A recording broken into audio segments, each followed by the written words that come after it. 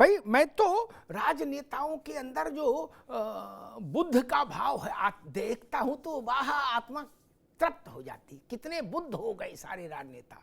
संजय निषाद भी कह रहे कि नहीं हम तो 9 पे लड़ेंगे, एनडीए 1 है। क्या गजबे हो गया नहीं सर? यही तो ट्रांसफॉर्मेशन है। कोई ट्रांसफॉर्मेशन नहीं भैया। हमको जन्नत की हकीकत मालूम है ना कि बोतल के अंदर पानी है कि गंगा जल है, हम तो जानते हैं क्या है। लट्ठम लट्ठा हमको पता नहीं।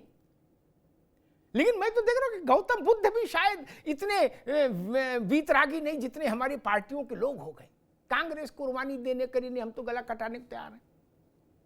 जाति जनगणना करानी है। रविंद्र बाबू कह रहे वही बात, जयंत चौधरी की पार्टी वही, संजय निषाद कह रहे, राजभर से पूछो तो वो भी यही कहेंगे कि नहीं नहीं सब हमारे ही है। इतना सब लोग हो जाएं उधार तो फिर गठबंधन कभी टूटे ही नहीं, कसम भगवान की नहीं।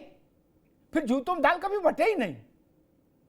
लेकिन हमने बड़े बड़े गठबंधन देखे, बड़ी बड़ी कुर्बानी की कस्में देखी त्रिपाठी जी, और फिर जूतों में दाल बटती भी देखी क्या।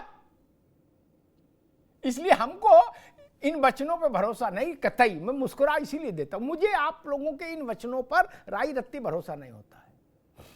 हमको लड्डू नहीं मिलेगा तो हम कहेंगे चूल्हे में जाए गठबंधन अलग हो। भाई कोई परमार्थ का काम करने थोड़े ना आया यहां। अपने कुर्ते में कलप कहां से लगेगी वो भी तो इंतजाम देखना है।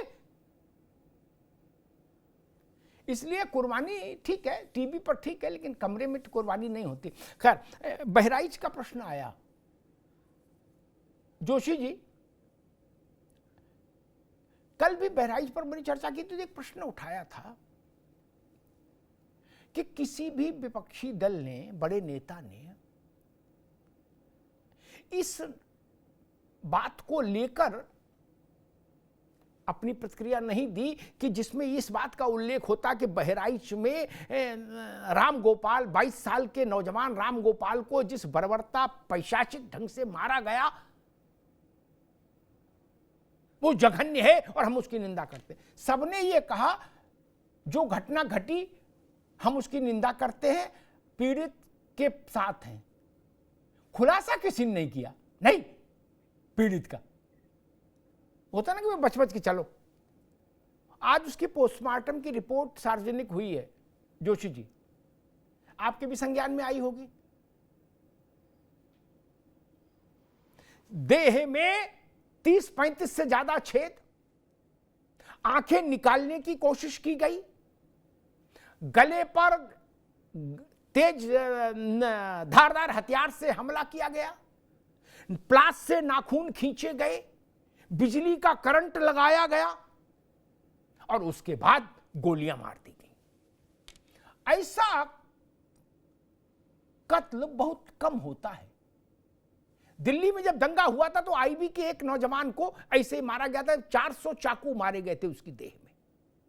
जोशी जी वैसे किसी ने निंदा नहीं की, नहीं, सबने बिल्कुल जो होता ना चिमटे से पकड़ लेना चाहिए, बोले पीड़ित के साथ है। ये सामान्य घटना है क्या? सामान्य मृत्यु तो नहीं है, वरना एक गोली पर्याप्त थी। जोशी जी अमिताभ जी, बहराइच की बात पे आपका जवाब दूंगा, लेकिन अभी मैं राष्ट्रीय लोकदल के नेता को सुन पा रहा था।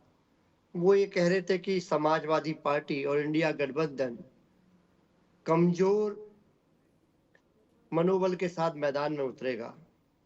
पता नहीं वो कौन सी राजनीति शास्त्र की किताब पढ़ के आए हैं, कितना बड़ा उनका राजनीतिक जीवन है। मैं इन महाराज को बताना चाहता हूं, जो 46 सीट जीत के आया इंडिया गठबंधन, उनका मनोबल कमजोर है, और जो 36 सीटें जीत के आया है एनडीए गठबंधन, उसका मनोबल मजबूत है। ये राजनीति शास्त्र तुमको मुबारक हो, मैं ऐसा स्टूडेंट नहीं हूँ। ये आपकी पढ़ाई और आपका राजनीतिक जीवन का अनुभव बताता है। अभी भारतीय जनता पार्टी के प्रवक्ता साथी को भी सुना, वो अपनी सफलता का डंका बता रहे थे हरियाणा का और जम्मू कश्मीर का। ठीक है, हरियाणा में आपकी जीत है, आपको बधाई हो, क्योंकि हम तो इस सोच के लोग हैं। लेकिन जम्मू कश्मीर की भी जीत को आप, अगर सरकार आपने बना ली है और आप सपनों में, तो आपको भी बधाई हो। मैं आपको पांडे जी कैसे नाखुश रहने दे सकता हूं, अगर आप हारने पे भी इतने खुश हैं जम्मू कश्मीर पे, और लगातार वहां पर जो आपकी केंद्र सरकार के द्वारा जो भी परिवर्तन करे गए उसको मोहर लगा दी जनता ने कि सारे फेल है आपके वहां के काम, आप वहां सरकार बनाने में फेल हो पाए। लेकिन अगर आप फेल को भी पास करते हैं तो हो सकता है आपका भी पढ़ाई या आपका जीवन कैसा रहा, मैं इसमें ज्यादा टिप्पणी नहीं करना चाहता। आप माननीय अमिताभ जी हमारे बड़े भाई हैं, उनका प्रश्न का मेरा कर्तव्य बनता है क्योंकि वो एंकर हैं और पार्टी को संचालित कर रहे हैं। तो मैं आपको बताना चाहता हूँ, मानवीय संवेदना हमेशा विक्टिम के साथ होती है। शासन, प्रशासन और इंटेलिजेंस को अभयदान देना, ये हमने राजनीति में नहीं सीखा कि हम उनको अभयदान दे दें। विपक्ष अखिलेश यादव जी मुख्यमंत्री होते तो निश्चित तौर पे आज मीडिया क्या बातें कर रहा होता या हमने अपनी सरकार में देखा है। लेकिन आज योगी जी की सरकार है, प्रशासन उनका है, इंटेलिजेंस उनका है, ये उनका फेलियर है। और इस प्रकार की घटना को कभी भी अच्छा सामाजिक जीवन में, राजनीतिक जीवन में कोई भी जो जीवन जीते हैं वो लोग इसको घटना को अच्छा नहीं कहते और ना कहना चाहिए। दूसरा विषय ठीक है और जी, ये उत्तर नहीं था मेरा, प्रश्न ये था ही नहीं।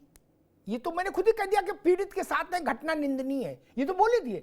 लेकिन बाकी घटनाओं में जो डिटेलिंग आती है वो डिटेलिंग मिसिंग है। बाकी कहीं कोई घटना घट जाए तो डिटेलिंग आती है, राहुल जी से लेके अखिलेश जी से लेके खड़गे जी से लेके सब पूरा सिजरा होता है, पूरी पत्री होती है घटना की, जिसमें उसका जाति, धर्म, गोत्र सब मेंशन हो जाए, मारने वाले का भी सब खुलासा हो जाए। नहीं तिवारी जी, इसमें कहते नहीं, हम तो बोल ही दिए थे पीड़ित के साथ है। पीड़ित कौन है बोले, ये नहीं बोलेंगे ना। और तो मारा किसने बोले भी नहीं बोलेंगे क्या?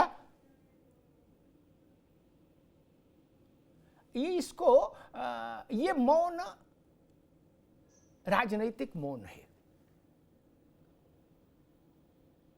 ये इतना सरल नहीं जितना बताया जा रहा है। खैर, अवधेश पांडे जी, क्या बहराइच की घटना बाय इलेक्शंस को प्रभावित करेगी? अमिताभ जी, बहराइच की घटना पूरे समाज नहीं, एक मिनट रुक जाओ, एक मिनट। उसमें दो एंगल है। एक तो समाज का एंगल है कि किस ढंग से, पैशाचिक ढंग से मारा गया राम गोपाल को, मानसिकता कौन सी है। और एक दूसरा एंगल भी साथ में है कि जिला प्रशासन ने कितनी विकट मूर्खताएं की, वहां का LIU बिल्कुल बेकार निकला, और आपकी सरकार के 7-8 साल के कार्यकाल में एक दाग लग गया। दोनों चीजें हैं अवधेश पांडे। निश्चित रूप से अमिताभ जी, मैं दोनों विषय पर आ रहा हूं। समाज में जो भी घटनाएं घटती हैं उसका समाज जीवन पर प्रभाव पड़ता है। इस प्रकार से बहराइच के अंदर राम गोपाल मिश्रा को दरिंदगी और पैशाचिक प्रवृत्ति के साथ साथ हैवानियत की हद पार कर देने वाली ब्रूटल मर्डर जिसको कहते हैं वो हुआ है बहराइच के अंदर। लेकिन समाजवादी की पार्टी के हमारे प्रवक्ता हैं जो भुवन भी हैं, भास्कर भी हैं और जोशी भी हैं, लेकिन इनके मुंह से एक शब्द नहीं निकल रहा है। एक तरह से ये दंगाइयों को कवर फायर दे रहे हैं, उनके ये स्लीपर चल रहे हैं। इनको डर इस बात का है कहीं ऐसा ना हम बोल दें तो हमारे खिलाफ भी जीभ काट लेने का फतवा जारी हो जाए। राम गोपाल मिश्रा की हत्या जिन परिस्थितियों में हुई है, क्या उसकी निंदा नहीं होनी चाहिए? क्या राजनीतिक दल के लोग उनके परिवार में जाकर उनके बूढ़ी मां को उनको ढांढस नहीं बनाना चाहिए? ये किस प्रकार की राजनीति समाजवादी पार्टी करना चाहती है? बयान देते हैं कि वहां डीजे बजेगा तो स्वाभाविक प्रतिक्रिया होगी, कोई हनुमान चालीसा पड़ेगा मस्जिद के सामने तो स्वाभाविक प्रतिक्रिया होगी। प्रतिक्रिया यही होगी कि हम उसको गोली मार देंगे, उसके हम नाखून खींच लेंगे, उसकी आंख निकालने का प्रयास करेंगे, उसकी कॉलर बोल तोड़ देंगे, उसके देह पर सैकड़ों बार चाकू से वार करेंगे और फिर उसको 10 बार गोली मार करके उसके शरीर का चिथड़ा कर देंगे। और जो ऐसा करता है उसके समर्थन में हम अपनी बुद्धिमत्ता से कवर फायर करेंगे, उनके स्लीपर सेल के रूप में हम काम करेंगे। भुवन भास्कर जोशी जी, जरा सी भी नैतिकता हो समाजवादी पार्टी के अंदर तो कहना चाहिए कि जो गलती जिसकी है और उसके बाद जिस प्रकार का कृत्य हुआ है ये नहीं होना चाहिए।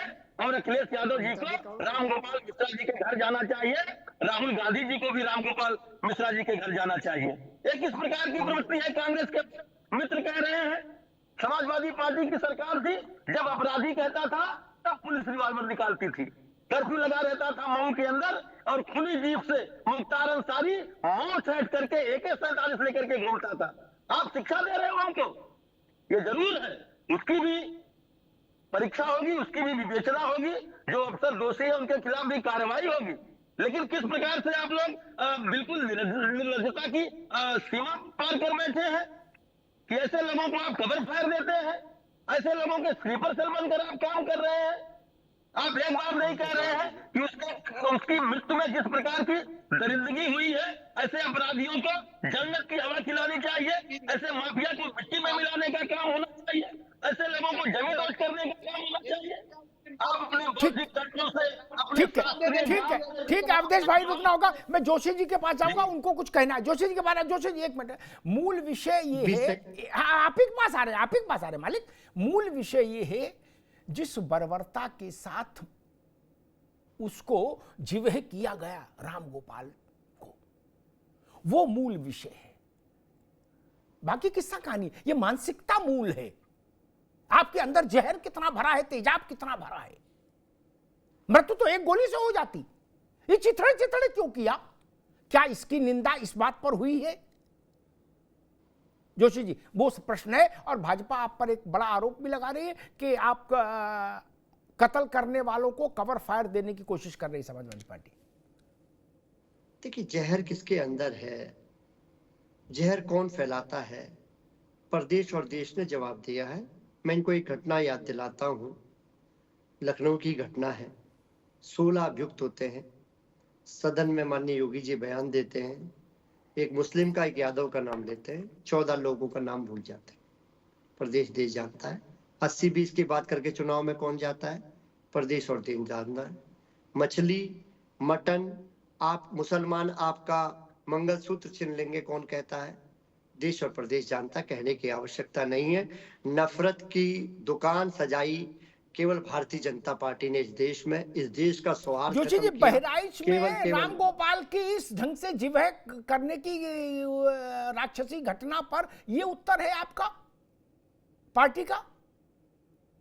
मैं इतना बोलना चाहता हूं अमिताभ जी कि जो ये नफरत फैलाना जो भारतीय जनता पार्टी ने प्रारंभ करा, ये नफरत का तापमान 7.5 साल में और 10 साल में इतना बढ़ गया प्रदेश और देश में, उसको देश देख पा रहा है।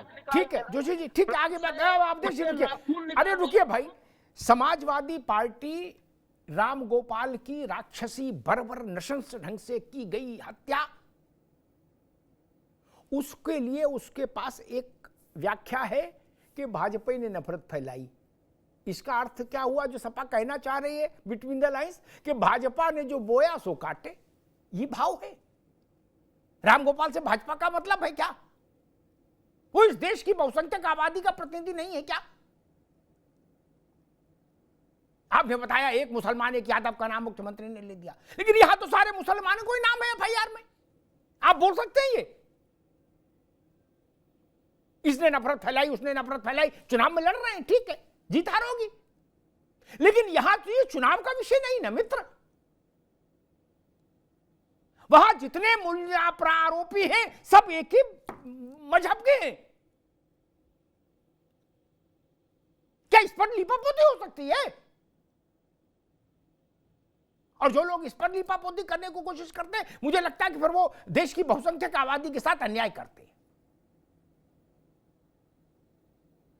सच को सच तो कहेंगे ना, नहीं कहेंगे? बोले 1947 में ऐसा हुआ था, भारत विभाजन हुआ था, इसलिए रामगोपाल मार दिया गया। ये कोई तर्क हुआ क्या?